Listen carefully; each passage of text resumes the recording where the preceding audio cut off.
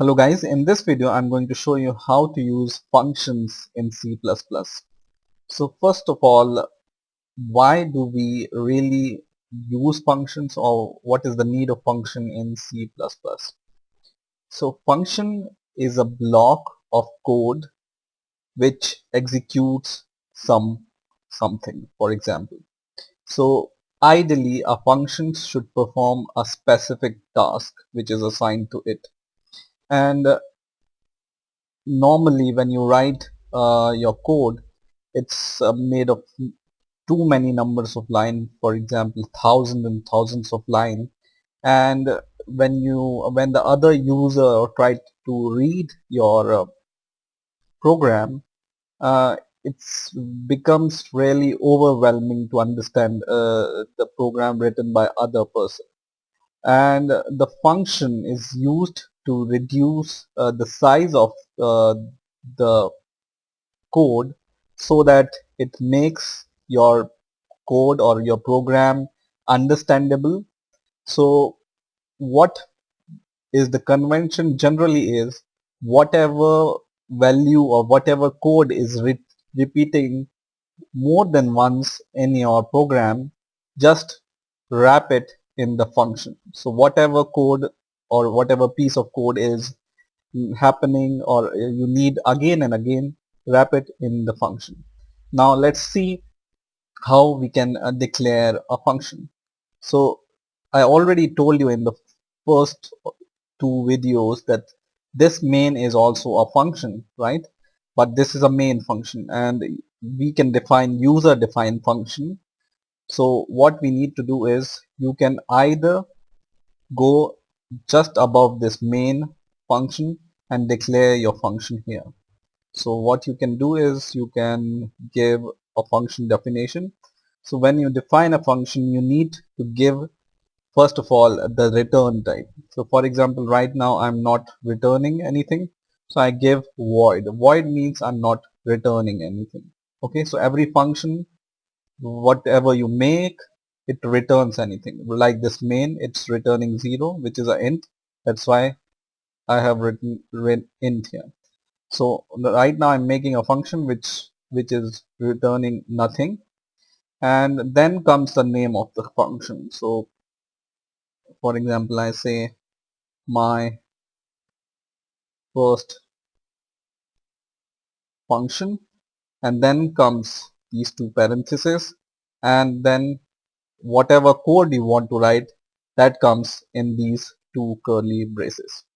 Okay, so this is the basic declaration of function. A return type which is void right now, so that we are not returning anything, the name of the function, curly braces, and these, not these curly braces, but these are the parentheses and these are the curly braces. Okay, and whatever you write inside this function, it will be executed when you use this function inside your main function.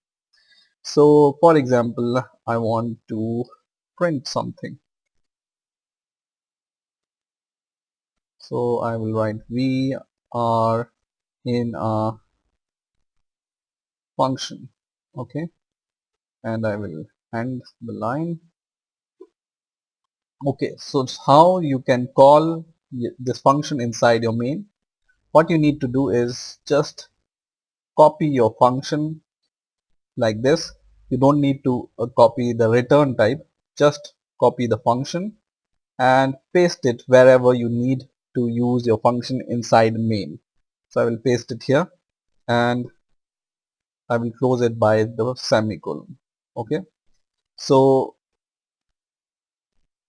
this is how you can call function inside your main. Let me build the program and let me run it, and you can see it's showing we are in a function, and this line is in written in the function, right? And we are calling this function here. So main program just goes here, and it sees that there is a function here, so it goes to the function and it sees this is the code which I need to execute in the function. It prints this and then goes to this line, right? So basically I told you that whenever you need to execute a similar kind of code again and again, you can use function, right?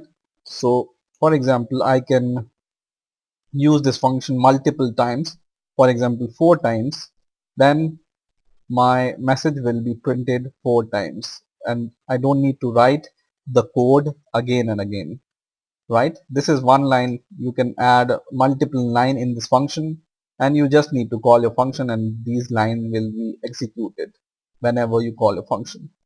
I will build my program and run it and you can see it's executed 4 times. So this is the good thing about function. Whatever is repeating, just wrap it in a function and use it. Now, this is one kind of declaration of function or usage of function. But there is other kind of declaration function definition, like you use or you give the function definition below this main function. Okay, and then when I compile or build my program, it will give me the error. Why it will give me the error? Because your program executes from top to bottom. So your program starts from here. It sees that this line, so it has to add, or program thinks that it needs to add this and it needs to add this line, and then it goes to main and it sees this. But when it executes top to bottom, it doesn't know that there is a function declared below it. So you need to either declare a function on top of your main, or otherwise what you need to do is you need to prototype your function. Okay, if you want to use this function below main, what you can do is you can just copy all your function from void to these parentheses, just copy this and just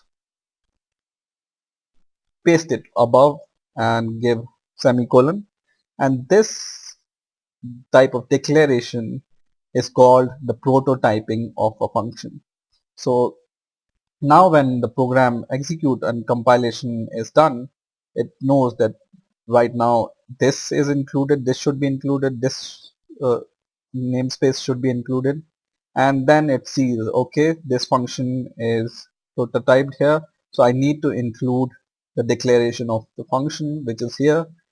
Then it comes, when it comes here, it knows that there is a function which I know that I need to execute it, so that's why this will be executed. So let's compile it, and this time I don't have any error. Okay, so in technical terms this is called the prototyping of the function. You just declare all the function here and the definition of the function you can give below this. Okay, and I run the program, it runs perfectly. So in this way you can use functions, and this is the basics of function. There are other type of function which take parameter, which returns parameter. How you can pass parameters in function, so that in the main program whatever variables you have, you can pass it to the function. So let's see how we can use it. For example, I need a function to add two values with whatever the user gives. So I will declare a function here, as I have shown you in the last video. I will give the return type, which is void, and then I will give the name of the function. So I want the addition of the numbers. So I will name my function as sum, and then these two parentheses, and then give these curly braces. And now the way you pass parameters in the function is in these two parents, in between this parenthesis. So for passing the parameter, you need to declare, or you need to give the data type of the variable you want to pass. So you, for example, I need to pass, or I want to pass integer for the numbers. So I will give the data type, and then I will give the name of the function. So I will say, or name of the variable. This is first number. So this is the first variable, and the second variable, once again I will declare the data type and then second number. Okay. So in this way you can pass two parameters inside this sum function. The first variable is first number and second variable is second number, and the data type of both the variables are int in our case. This can be anything, character or float or double or anything else. Okay. Now since this is a function to make the sum of the two numbers, what you need to do is you need to print the sum, right? So you can give C out and then print the message that the sum of the given numbers is, and then what comes is the two numbers itself. So you can just copy this variable here because we are adding these two numbers. So we can write in the parentheses first number plus, just copy the second number and close the parenthesis, and then this insertion operator and then end line. Okay, so what this function will do, it will print the sum of the given numbers are whatever you give in the main, and then it will add these two number whatever parameter you pass in the function, first number and second number, and it will add these two parameter and print it.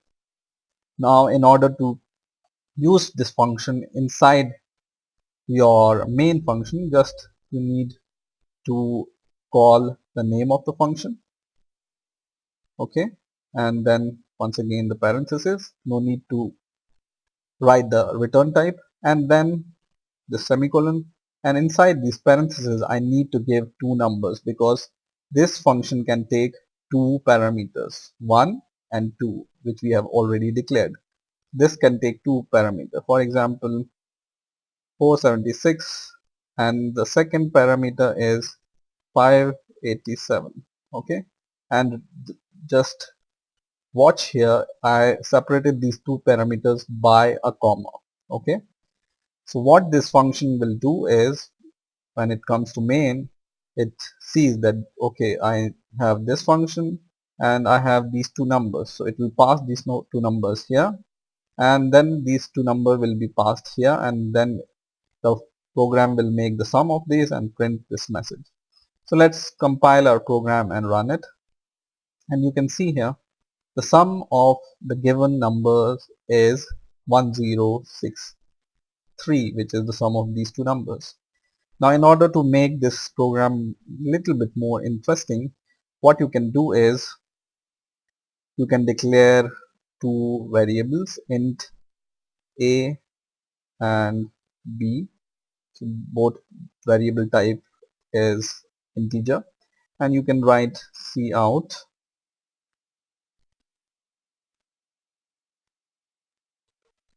please enter two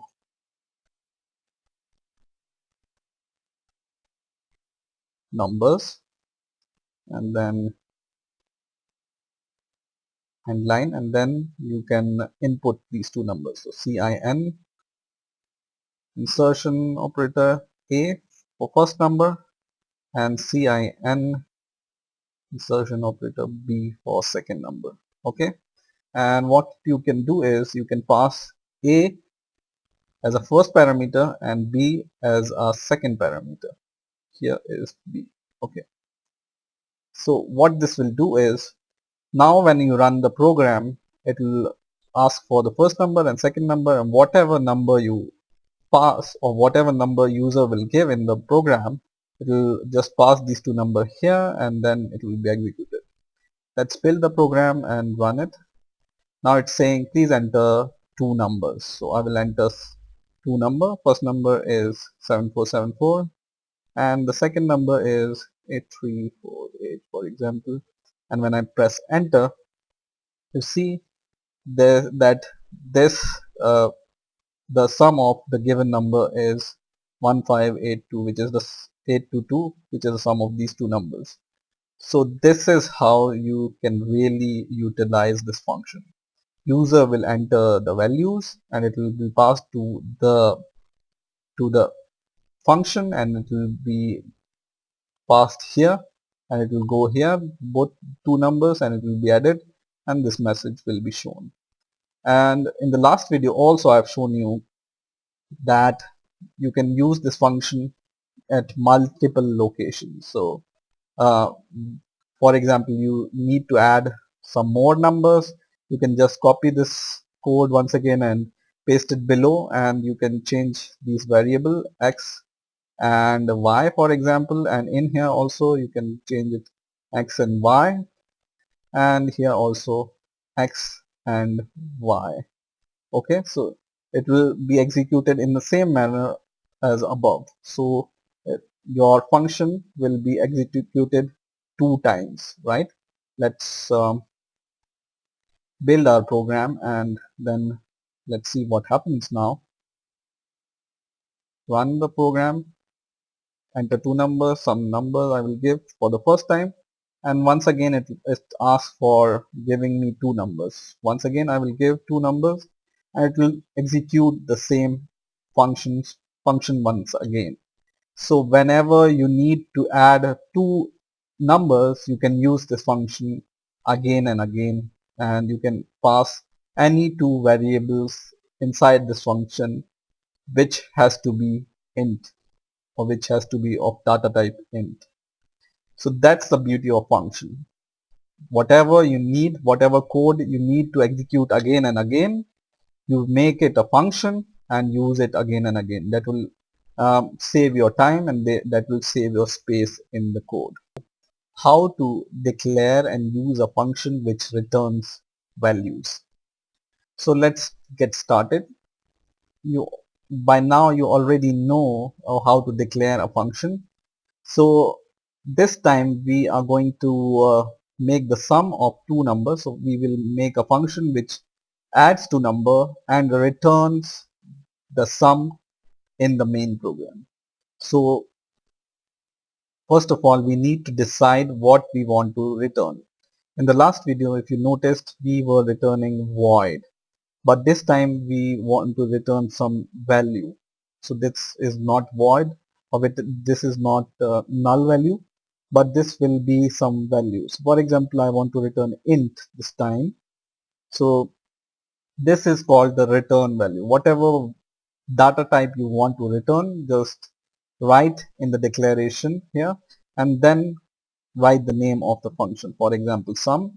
And once again, if you want to pass two parameter, just give the declaration of those two parameters here. So int first number and int second number. Okay, and because we are returning this time int here, we need to return some value in order to execute this function. Okay, so this, because we are returning something instead of void, we need to write this return here, or whatever you want to return. So this time what I'm going to do is I will take the sum of these two numbers and I will make the sum and return the value here. So let's see how I can do it. I will declare a third variable called make, or I will say this is my result,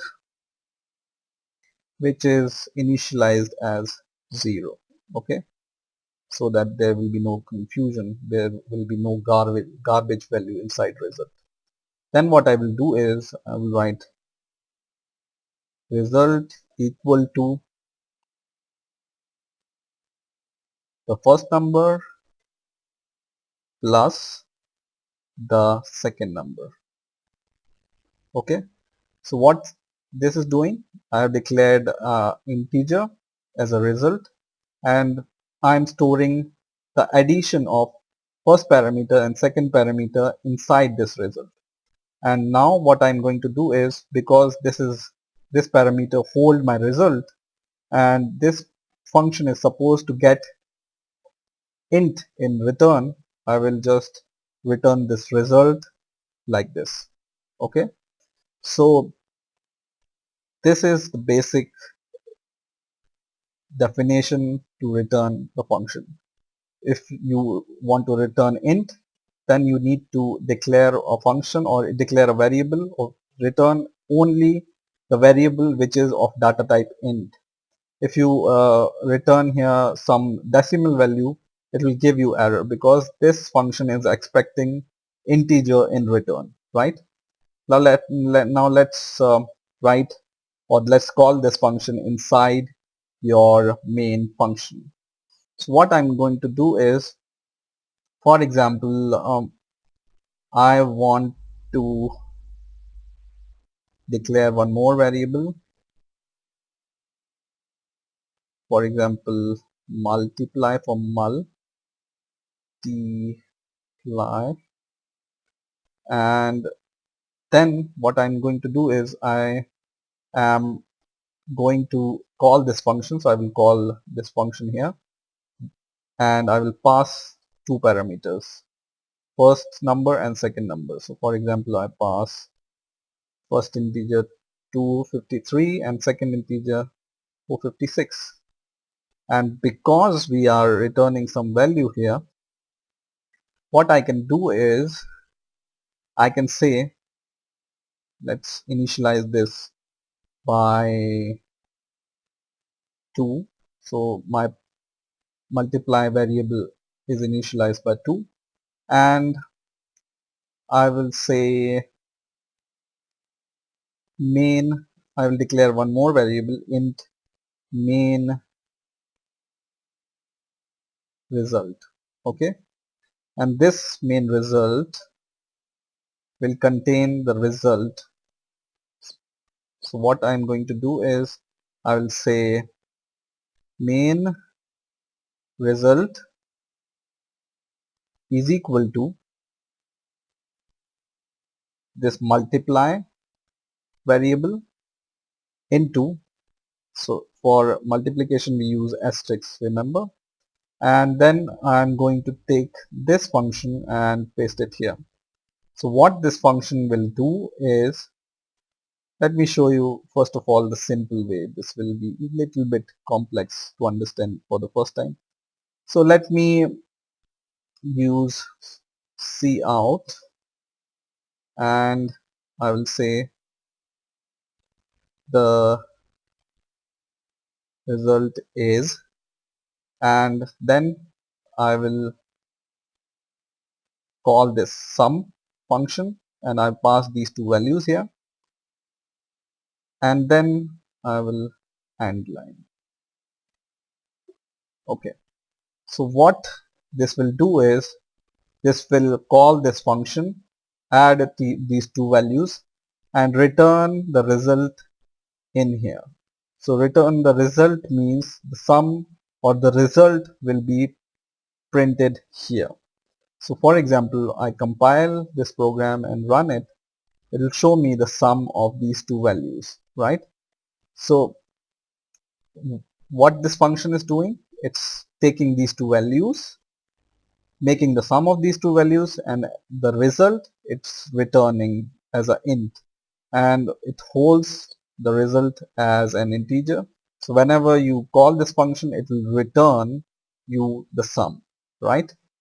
Now for example, I want to multiply whatever this function is returning to my variable multiply. Okay, so now I can use this. multiply result is equal to multiply into, because this function is returning integer, I can use it as a variable. Okay, so this you can think it as an integer because it's returning integer, which is the sum of these two values, right? So I can multiply it by another integer and I can store the product in the third variable called main result, and I will just copy this, and instead of this I can paste it here.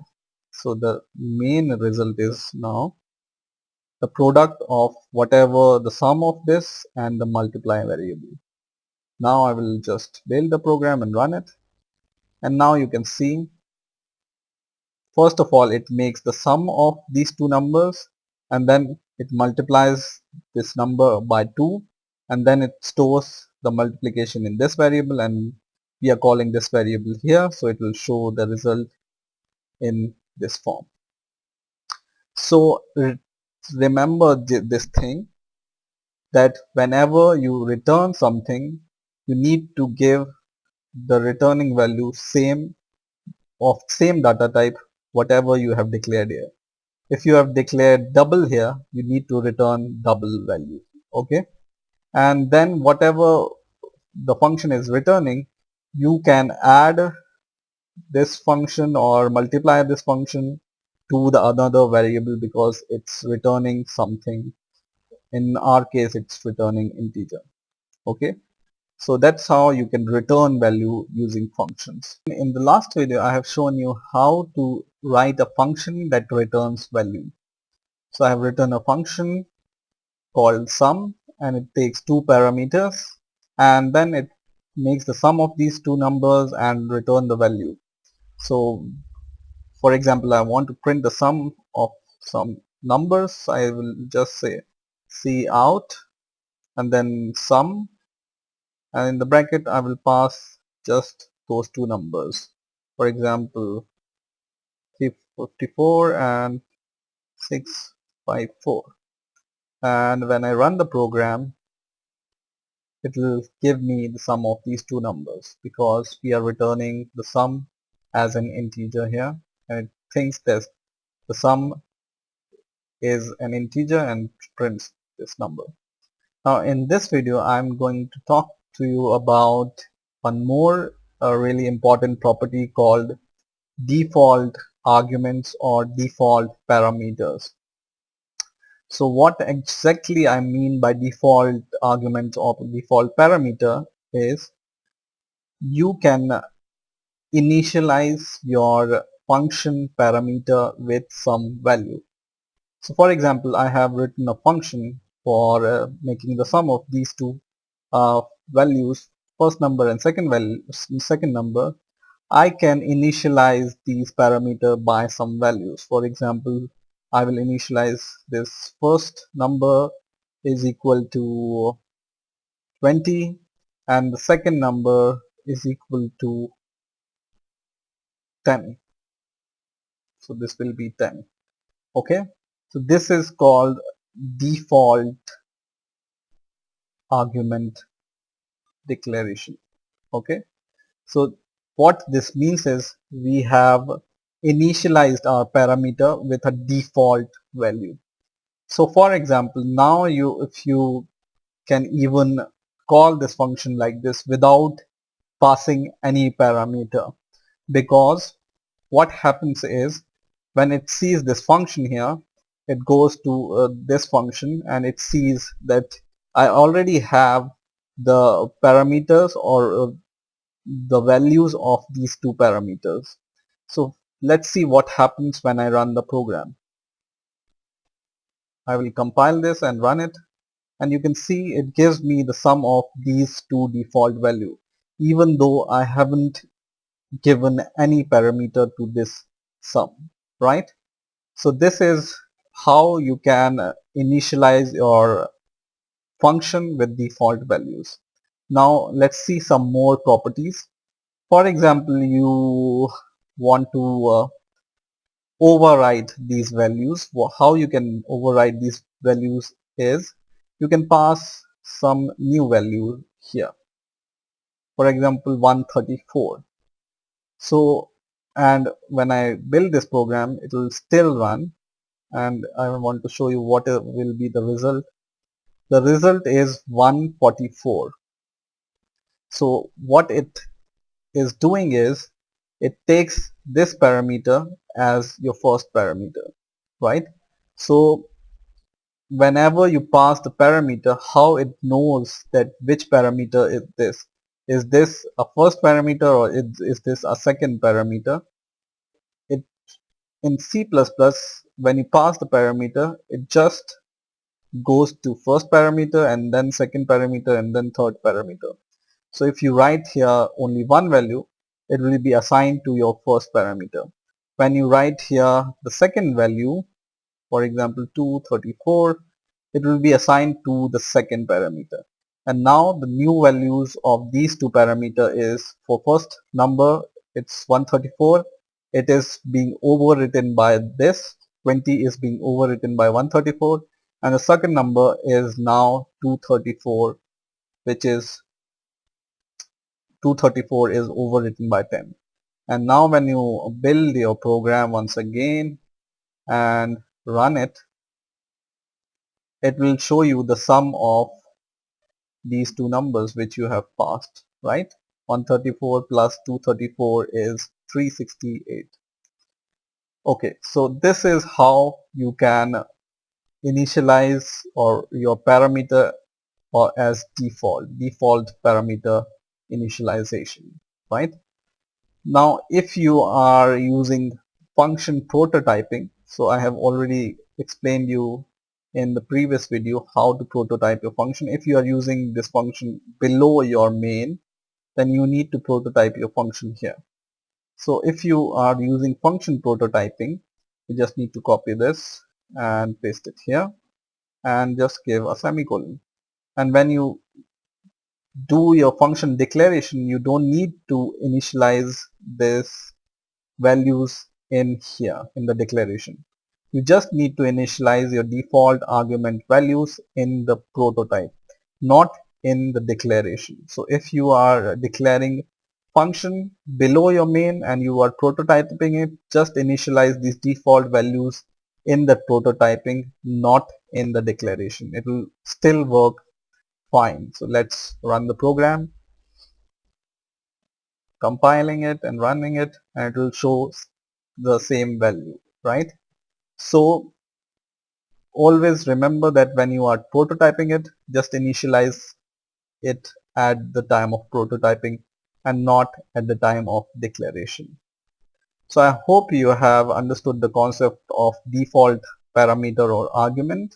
Now in this video, I'm going to show you how variable scope works in C++ and how unary scope resolution operator works in C++. So first of all, I will demonstrate how variable scope works. So for example, you have a function void print me. It's a random function I'm writing, and what it does is it just prints something. So I'll say print something, okay, and end here. So now for example, you can declare a variable which is local to a function, and you can declare a variable which is global to the function. So for example, I declare some variable in my variable, for example, is equal to 30, okay, and I want to use this variable here also. So I want to print cout my variable in here. Will it work? Let's see if it works or not. So it's showing the error, and what error it's showing is that let's see what is the error here. Error is my variable was not declared in this scope. So there is a problem of scope in here. So what is the problem here is whenever you declare a variable inside a function, it's called a local declaration or local scope of that variable. And whenever you declare a function inside, or whenever you declare a variable inside a function, it can be this function or this function, it will be usable inside that function only. Okay, so you cannot use my variable outside this function. So this is called a local scope or local declaration of a variable. Now for example, if you want to use the same variable in this function and this function, what you can do is you can declare your variable as global. So I will just remove this here and I will declare it as global. Int my variable is equal to 20 is equal to 20. So now what will happen is, because we have declared a variable outside this function and our main function, this is called a global variable, and it is global to this and this. So this function or this variable can be used here also and here also, right? And when I compile my program, this time it will be compiled fine. Okay, so you can declare the variable either as a global variable if you want to use it in your main function and the other functions, then declare your variable as global variable. And if you want to use your variable in the function itself or locally, then you just declare your function inside your function, right? So I hope you have understood this. Now let's talk about unary scope resolution operator. So for example, you have declared a global variable like this, and you also have declared int my variable here also, which you have initialized with 10. Now how your program will know which this which you are printing my variable, it is local variable or a global variable? Let me just remove this function in order to clarify more. So this is my global variable, and I have also declared the same name as a local variable also. And when I want to print this variable, let's see what happens. I will compile my program and run it, and it shows me the value 10. That means the variable value is 10, and it's using this value as a local value here, right? So whenever you declare variable with the same name, which will be preferred, the local value will be preferred, right? So most recent value you have declared will be preferred in the function. So this is the most recent value or the most inner value or the local value simply. It will be preferred on global value. So this will print 10 here. Now in order to use the global value, for example, you want to use this value, you want to print 20 and not 10, how you can print it? So in order to print this global value, you need to use this unary scope resolution operator. And what is this unary scope resolution operator? You just need to give two columns. Sorry, this was a mistake. You just need to give two columns before your variable. So these two columns are called unary scope resolution operator, and this two double columns tells your C++ code that this variable is a global variable and not a local variable. So in this way you distinguish between global and local variable.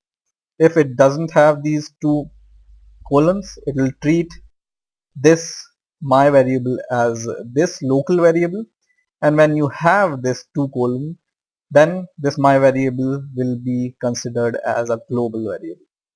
And now let's try to build our program and run it, and now you can see here it has printed 20.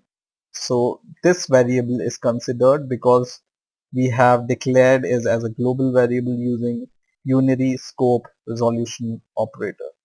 So I hope you have understood the concept of variable scopes and unary scope resolution operator in C++. In this video I'm going to show you what is function overloading and how we can use function overloading and what is the logic of using function overloading. So I will take an example which I have already used in our earlier uh, programs. So I will make a function to add two numbers. So I'm not going to return anything, and I will make a function, and this will add two numbers. So I will give int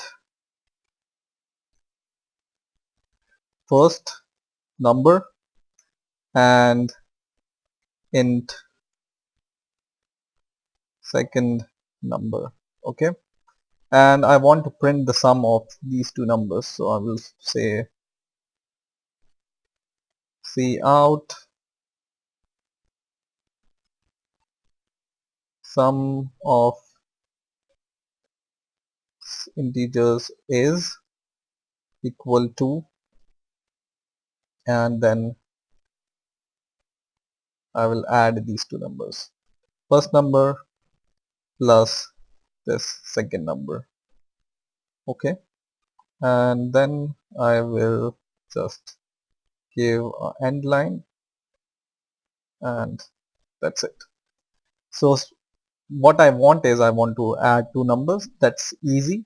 What I will do is I will just call this function sum, and then I can add two numbers like this, 235 and 675 for example, and it will add these two numbers and show the result here, right?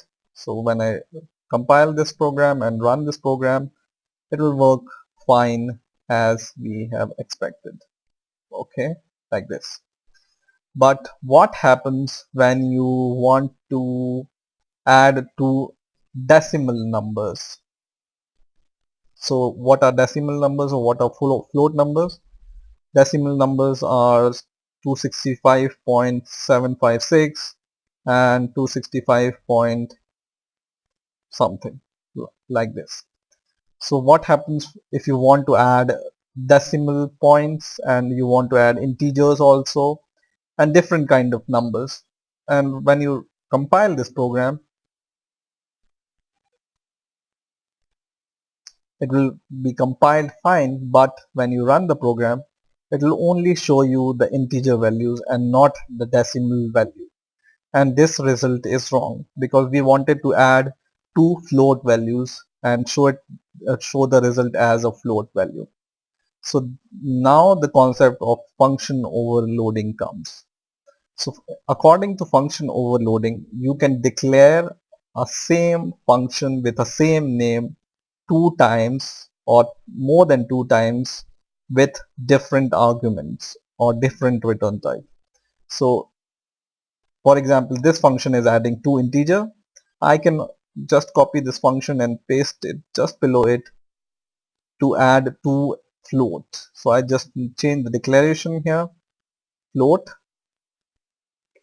and float.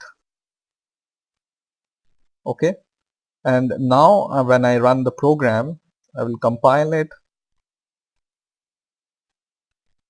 It's showing the error because now the program doesn't know which function you are using. Is it initialized by this integer or is it initialized by the float value? So what you can do is you can declare two floats variables. So I will declare float a is equal to, and float b is equal to colon, and I will just pass these two values here. A is equal to 265.75 and b is equal to 675.76, and I will pass a and b as an argument. So now we have implicitly specified that this a and b is a float value. So then your program knows that, okay, I have been there are two parameters which are float inside my uh, which are passed as a parameter in me.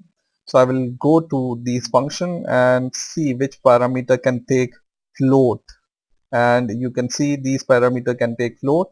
So then this program or this function will be executed, right? So I will say here float. The sum of float is this plus this. Now for example, once again I will declare to int x is equal to some integer and y is equal to some other integer, and once again I will call sum x comma y. So these two functions, this time the function which takes the integer will be executed, and when you use integers as a parameter, and when you use float as a parameter, this second function will be used. Okay, so now I will build my program and I will run it, and now you can see both result. First is the sum of float, that means we are in this function and it will show the result, and then the sum of integers, that means we are in this function. Sum of integers is equal to whatever the sum of these two integers here, right? So this is how you can use function overloading. You can declare a function with the same name more than two times or more than once, and you can pass different kind of parameter inside this function, or you can return different kind of parameter from this function. And whenever you pass float inside this, it will work as this function, and whenever you pass integers, it will know that you have passed integers, so it will use this function. So in this way you can declare multiple function with the same name to use them differently. In this video I'm going to show you how you can use data structure or simply structures in C++. So first of all, why we need to use structures in C++. So in the earlier videos I have shown you you can define a variable in C++ like this: int and the name of the variable and this semicolon, or char and the name of the variable and the semicolon. So this int and char are the predefined data type which is provided by C++ to us. So we haven't defined these int or this char. Now suppose you want to define your own data type, you can use structure to define your own data types. So let me give you an example. Now for example, you want to define a structure for a book. A book can contain name, book name, book author, or book ID, and you want to use these name, author and ID as a data type, or book as a data type. Then how you can define a structure for the book? So the basic syntax of the structure is you just write struct and the name of the structure you want to define. So in our case we are defining book, or books will be appropriate. and then just give the semicolon and this colon to complete the structure. Now this is the basic definition of structure. And now inside structure you can define the traits of the book. For example, book has some name, book can be written by some author, and book has some ID. So you can define it like this: char name of array 50. Array can contain 50 character, for example. Char of author, which also can contain 50 character. And for example, int, you define the book ID like this. So now you have defined a new data type called book, and now you can use this data type in order to call these members of your structure. So how you can call this structure from in your main, you just need to once again use the keyword struct and the name of your structure, which is book, and then you need to give the name of the variable you want to give to your book data type. So for example, I will define book1 as a variable name, and now for example I want to assign the value to my book1 variable, which is of kind book, or the data type of book1 variable is books, right? So I want to assign some values to my book. Now I can assign value to my book like this. I will write the name of my variable book1, and when I use dot, which is called dot separator, then you can see the option I can call any of the three members using this dot separator. For example, first of all I will call this name, and then I can give equal to and give the name of the author. So not the name of the author, but the name of the book. So name of the book, for example, we can give C++ tutorials. Okay, but one more thing I want to show you, that this type of assignment to the character array is not very efficient. In order to copy a string inside a character array efficiently, there is other way of copying this array inside your character array. So what you can do is you can use the keyword string copy, and as a first argument of this string copy you can give the name of the variable, which is book1.name, in which you want to copy the string, and as a second variable you can give the name, give the string which you want to copy in this character array variable. So this is the more efficient way of copying the string into a character array, right? So avoid using this type of assignment whenever you want to assign a string inside a character array.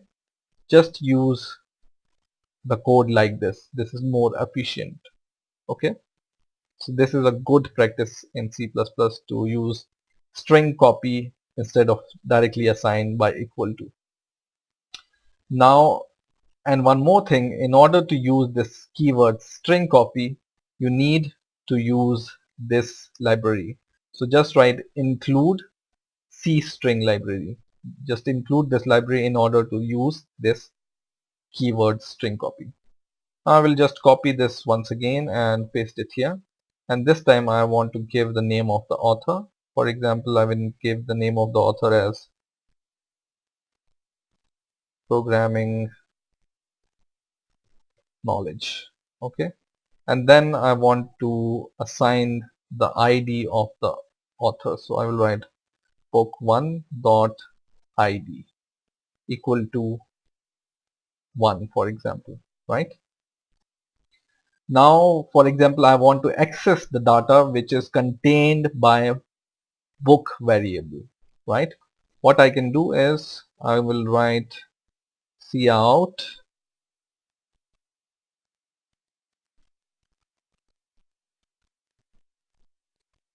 book one name,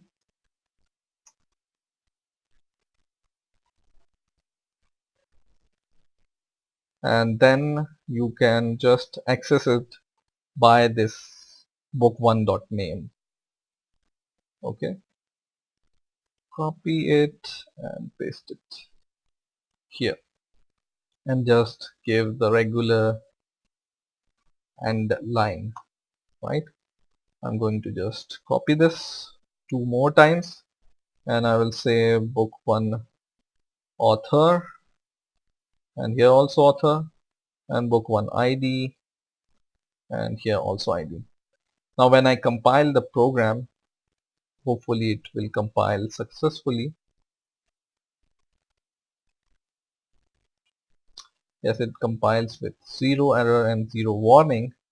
Now when I run the program, this will show whatever I assigned to my book data type.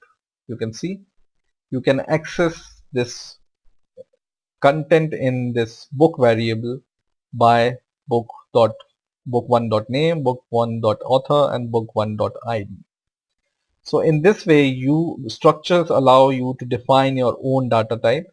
In our case, we have defined the data type book, and this data type book has the trait name, author, and ID, right? And then using this data type, we have defined a variable, like we define it like this. So we have the data type. The data type in our case is book, and the name in our case is book1, right? And then we can assign values to our variables like this and like this. And when we want to access the values inside the variable, you can just access it like this, book1 dot whatever value you want to access. So you want to access book1's name, then you can write book1 name, book1 author, and book1 ID. Okay, so in this way you can access the structure's content, and you can define more books like book 2, book 3, and you can assign values, and you can access the content inside this books. So in this way you can define your own data type using struct. And by the way, you can also use functions inside the structure. This is a little bit high level programming, so for basic it's okay to use just the default data types. Now in this video I'm going to show you how you can use structure as an argument to the function. So in normal program we are able to pass some argument like int or characters or double or float values, and I have already told you in the last video that structure is a user defined data type like int, like char. These char and int are the C++ data type, and this book, for example, which you have defined in the last video, is a user defined data type which we have created. Now in order to use this structure book inside a function as an argument, you need to pass it like a structure. So let's see how we can use this structure as an argument inside a function. Now in order, if you don't know what this code is, just see the last video. I'm using the code from the last video in this video also. Okay, and in the last video we had defined the structure, and I have shown you how you can use it. Now for example, we want to define a function to print the content of the book. Okay, so I will define a function called void print book, and I will just give this, and I will give this not this but this parenthesis here. Now in order to pass your book structure in the function as an argument, what you need to do is, once again, you need to go here in the parenthesis and you need to call this keyword called struct, and then you need to call the data type or the structure name, which is book in our case, right? And then just give any name to your book structure. So I will name it as book itself.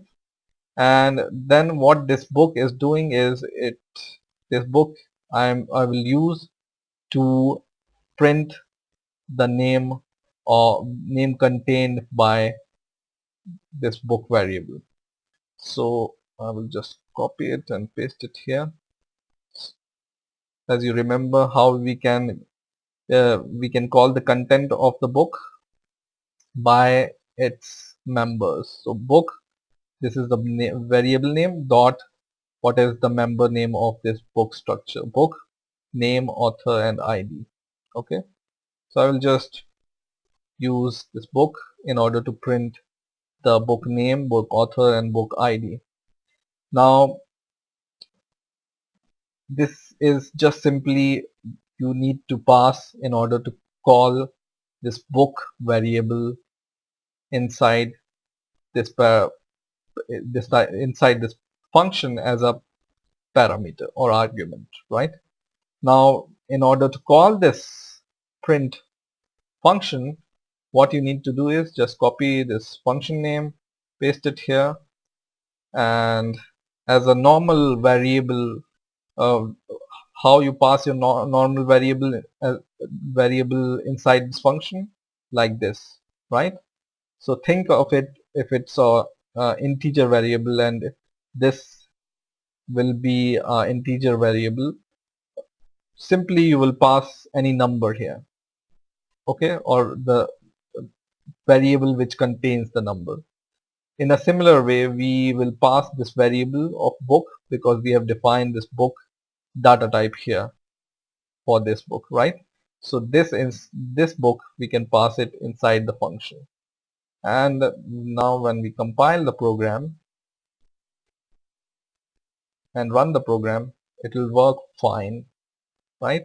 It's printing whatever we have assigned here. So we have assigned book name C++, book author programming knowledge, book ID 1, and then we are calling this function to print the value book 1 name. Book 1 name is book 1 book dot name, right? So we have passed this, and book dot name is C++ tutorial, which comes from here, right? So in this way you can pass structure variable as a parameter to a function. I hope you understood the concept behind it, and I hope you have enjoyed the video. Please rate, comment and subscribe, and bye for now.